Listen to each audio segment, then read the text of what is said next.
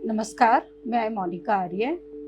नवजात शिशुओं को बचाने की मुहिम पालोना में एक बार फिर आप सभी का स्वागत है।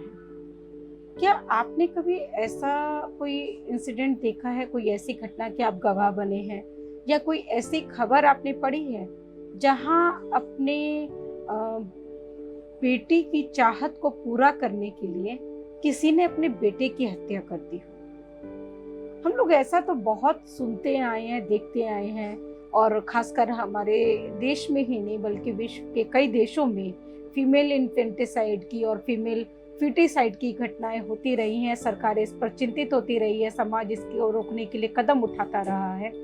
लेकिन ये जो घटना राजस्थान में घटी, जो झालावाड़ जिले में घटी, उसने सोचने के नजरिए को बदलने पर मजबूर कर दिया है कि क्या जो हम सोच रहे हैं बच्चों को बचाने की दिशा में वो कितना सही है या कितना गलत।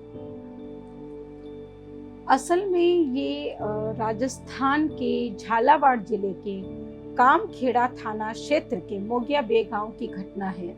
वहां रहते हैं रामचंद्र लोधा जी अपने परिवार के साथ और शनिवार 23 जुलाई को वो थाने में पहुंचे इस अपील के साथ कि उनका पोता नहीं मिल रहा है। उनके 3 दिन के पोते को उनकी बहू रेखा जंगल में कहीं छोड़ आई है और वो पुलिस की मदद चाहते हैं अपने पोते को ढूंढने के लिए। मामला बड़ा अजीब सा था। 3 दिन का पोता बहू क्यों छोड़ आई, वहां पर सभी को ये जानने की उत्सुकता थी। इसलिए बिना किसी देरी के थाना प्रभारी अपनी टीम को लेकर और गांव के कुछ अन्य लोगों को लेकर उनके गांव के पास मौजूद जंगल में चले गए और बच्चे की खोजबीन करने लगे। खोजबीन के दौरान देखा कि बच्चा वहीं जंगल में एक गड्ढे में पानी भरा हुआ है और वहीं पर ही बच्चे का शव भी मौजूद है। मामला बड़ा ही अजीब सा था। समझ में नहीं आ रहा था कि ऐसी कौन सी बात है जिसने एक माँ को अपने बच्चे को इस तरह से छोड़ने के लिए मजबूर कर दिया और उनके ससुर रामचंद्र लोधा जी कैसे इतना श्योर हैं कि उनकी बहू नहीं छोड़ा। जब पूरी घटना के बारे में उन्होंने जानना चाहा तो रामचंद्र जी ने उन्हें बताया कि उनकी बहू रेखा ने 3 दिन पहले 20 जुलाई को ही अस्पताल में, मनोहर थाना अस्पताल में बेटे को जन्म दिया है।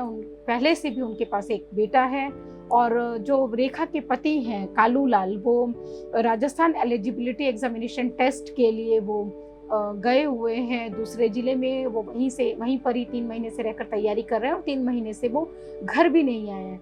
यहाँ तक कि एग्ज़ाम होने की वजह से वो बच्चे का जन्म होने के बाद बच्चे को देखने के लिए भी नहीं आए। उन्होंने कहा कि वो अपना एग्ज़ाम देने के बाद ही वो घर लौटेंगे।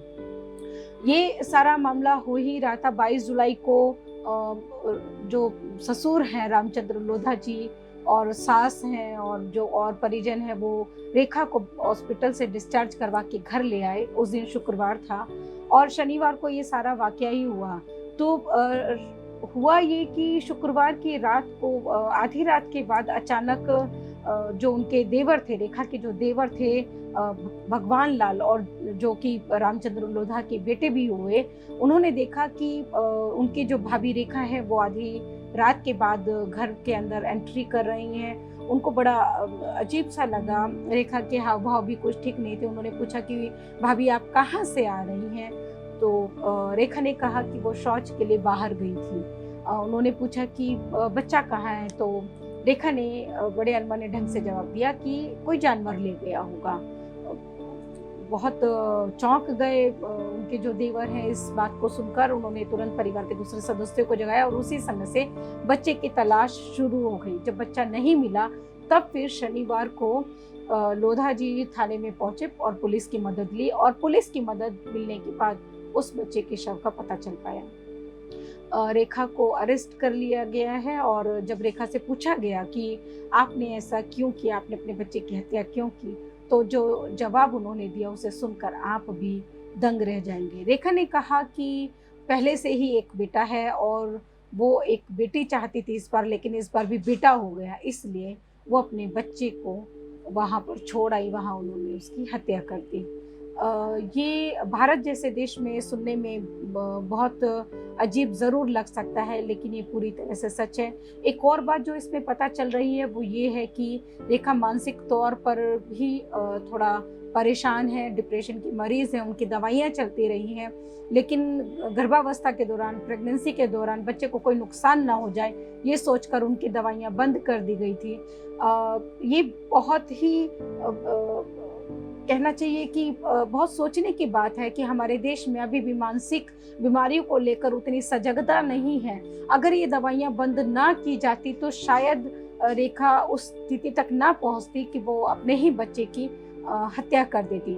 ये गौर करना होगा कि महिलाएं जब गर्भ धारण करती हैं और जब वो बच्चे को जन्म देती हैं तो उस समय में वैसे भी नॉर्मल महिलाओं को भी अवसाद हो जाता है, डिप्रेशन की वो शिकार हो जाती हैं। और यदि उस डिप्रेशन को अटेंड ना किया जाए, उनका इलाज ना करवाया जाए, तो वो इस इंतहा तक पहुंच जाती हैं कि वो अपने बच्चे को ही मार देती हैं या कोई भी चीज़ उनको इतना ट्रिगर कर देती हैं कि वो अपने बच्चे की हत्यारिन बन बैठती हैं। इस मामले में तो रेखा पहले से ही अवसाद की मरीज रही हैं, उनकी दवाइयों का बंद करना ही उस बच्चे के लिए घातक बन गया और एक हंसता खेलता परिवार, एक बहुत ही खुशहाल परिवार वो आज परेशान है, वो आज बहुत तरह के कानूनी पचड़ों में भी फंस गया है। और इसलिए हम ये अपील करते हैं कि आप किसी भी महिला को जो कि वो बच्चे को जन्म दे चुकी है, उसके जो मनोभाव में परिवर्तन आ रहा है, उसके व्यवहार में परिवर्तन आ रहा है, उसको उस पर गौर करें और उनको अनअटेंडेड न छोड़ें। वक्त रहते सही कदम उठाने से न सिर्फ हम एक बच्चे का जीवन बचा सकते हैं, बल्कि अपने परिवार को कानूनी पचड़ों में पड़ने से भी बचा सकते हैं, अपने परिवार को बिखरने से भी बचा सकते हैं। शुक्रिया।